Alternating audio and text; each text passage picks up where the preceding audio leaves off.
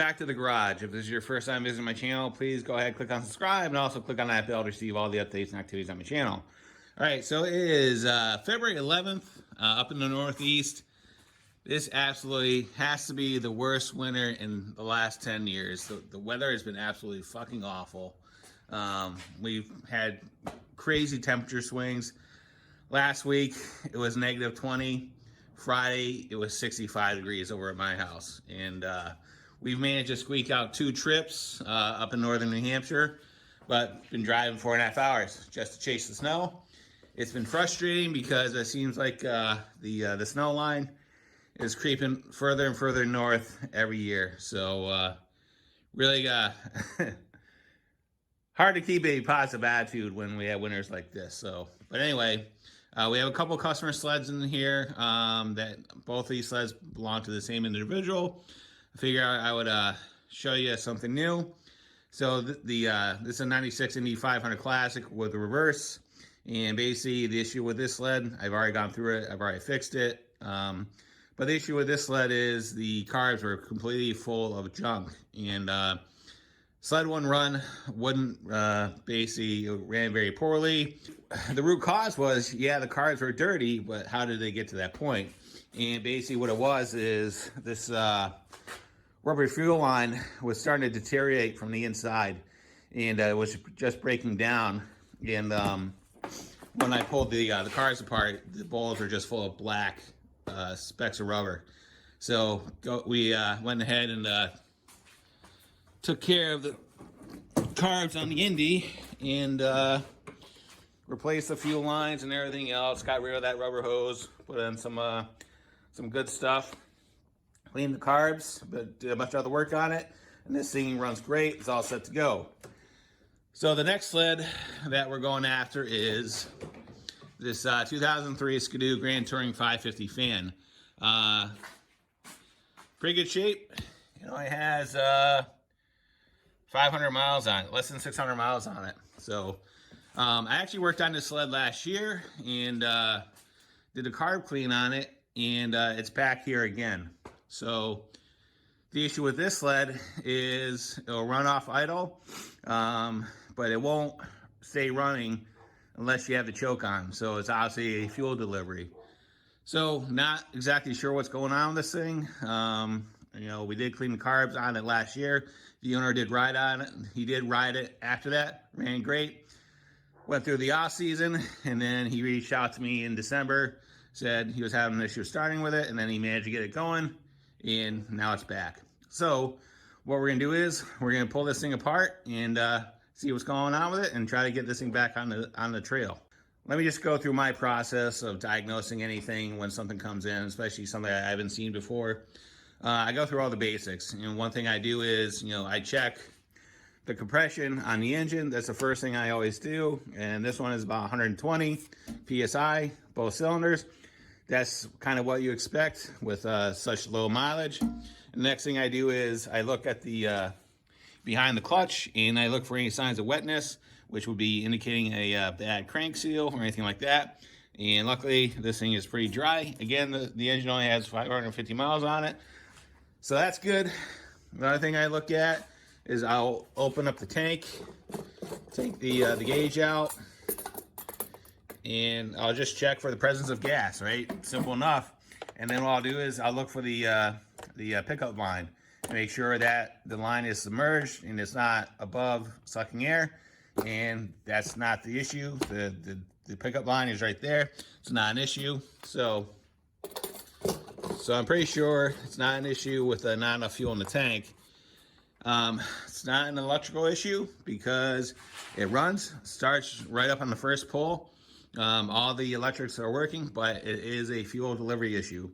Like I said, it won't idle with the choke off, but as soon as you put the choke on, it gives it more gas. It'll stay running, and then the clutches will engage and they'll go forward. But as soon as you take the choke off, it won't run, right? Or it'll run, but eventually it'll basically choke itself down and then die.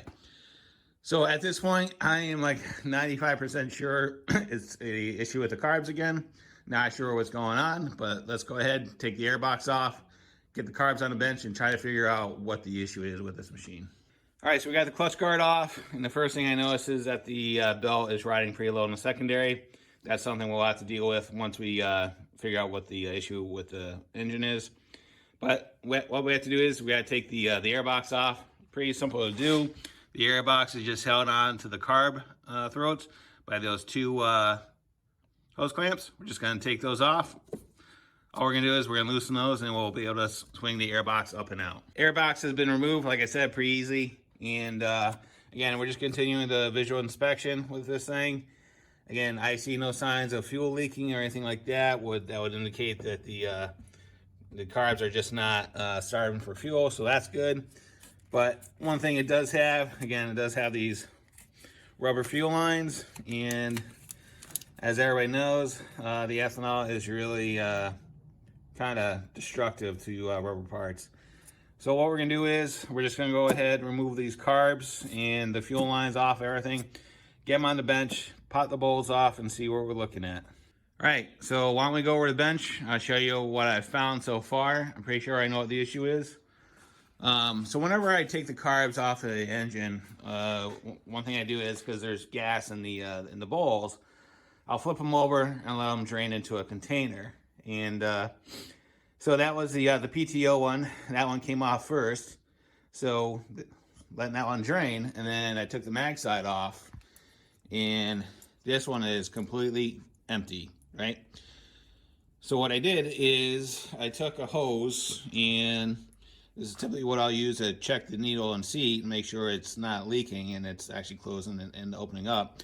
I hooked that to the inlet. I blew into it with my mouth, and regardless of the position of the carb, the needle and seat is not opening up. So that carb was not getting any gas. So there's an issue with the needle and seat in that carb. So what I did to confirm that it wasn't a fuel pump issue, and this is nice because this sled has electric start. Kill switch is on, and all I'm going to do is I'm going to test the fuel pump.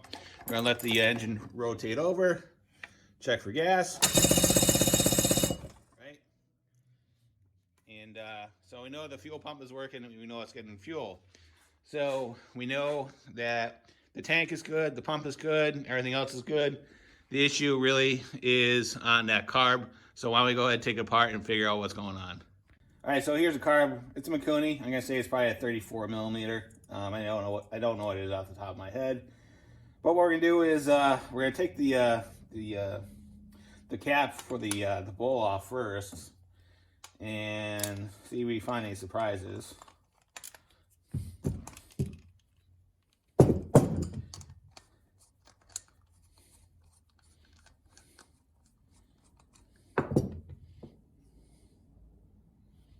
So far, so good. So now we're just going to take the 4 screws that hold the bowl on.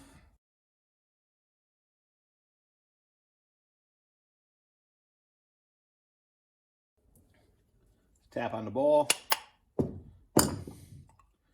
Pull that off.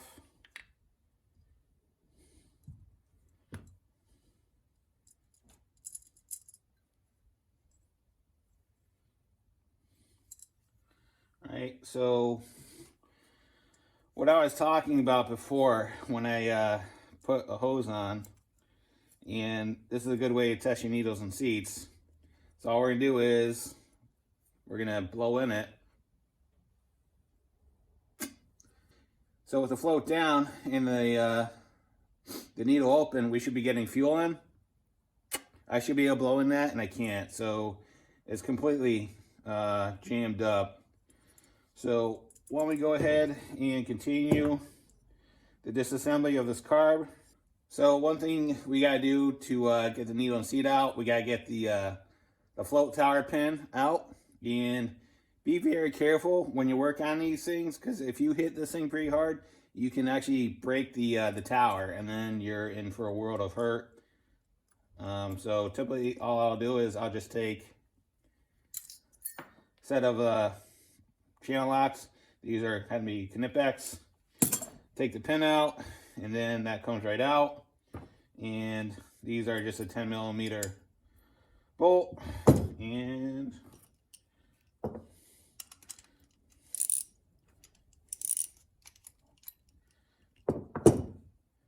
so we'll do is we'll take this out.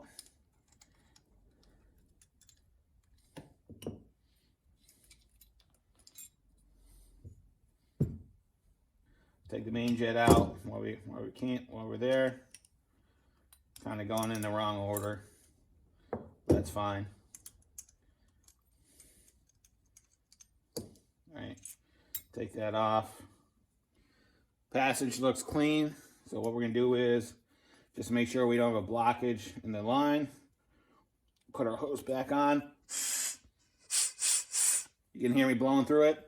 So we know we don't have any internal blockage inside the carb. So what we're gonna do is we're gonna take our little retainer clip off the needle and seat. We're gonna push it off. All right, so that's off. And then the needle will come right out.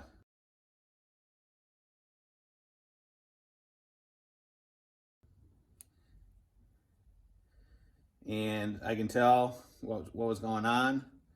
That thing was jammed in there pretty good. Still goes pretty good. So I think what happened was the needle and seat was just, looks like it was just kind of jammed in there. It didn't want to come out. And for that reason, it was just hung up in the seat. So what we're gonna do is, just for the sake of troubleshooting, I'm just gonna put this thing back together real quick. So we got the retainer back on, and I'm just gonna throw this back in the body.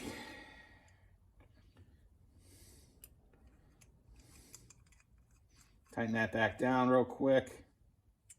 All right, and I don't care if the float's back in, because that's really not the purpose of this. So all we're gonna do now is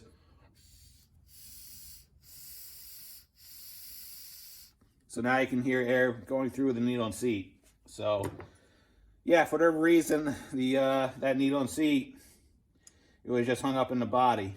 So what we're gonna do is we're just gonna go ahead and take everything apart like we normally do, run it through the ultrasonic, and give it a thorough cleaning, and try to figure out why it was hung up. So we got the retainer off, and it's gonna be really hard to see, but you can see there's like a little shiny spot on the body of the needle and seat. So more than likely, yeah, you can see it. You're probably not gonna be able to see it on the camera, but you can see a witness mark where there's wear on it. So I'm almost wondering if there's a burr on the needle and seat. But you know what? I do have some in stock, so we'll just go ahead and replace that. No sense of putting it back in. We already know it failed once, so there's no sense of putting it back in. So, all right, so we'll go ahead, complete the disassembly of the carb, take the pilot out, and then take the air screw out and send it through the ultrasonic.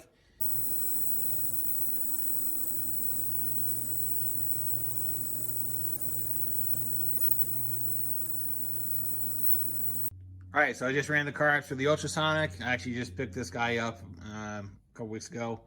There's gonna be a review on my channel, so go ahead and check it out. Works pretty well. But yeah, so everything's gone through the ultrasonic cleaner. And one of the last things I do, I usually use throttle body cleaner or carb cleaner, but you can use brake cleaner in a pinch. Just be careful around any plastics, because brake cleaner could be caustic on plastics. And typically what I'll do is I'll give it a, once it comes out of the ultrasonic, I'll just give it a final clean down and blow it out, and get all the water out of the carbs, and do that before I do my reassembly. All right, see how we did.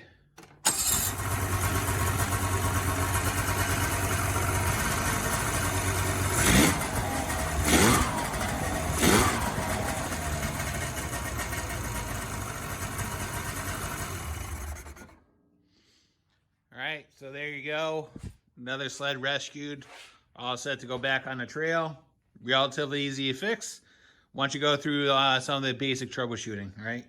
So hope this helps everybody out. If there's any thoughts, questions, concerns, whatever they may be, Go and leave in the comments box. I'll get back to you as soon as I can. And as always, thanks for watching and have a great day. See ya.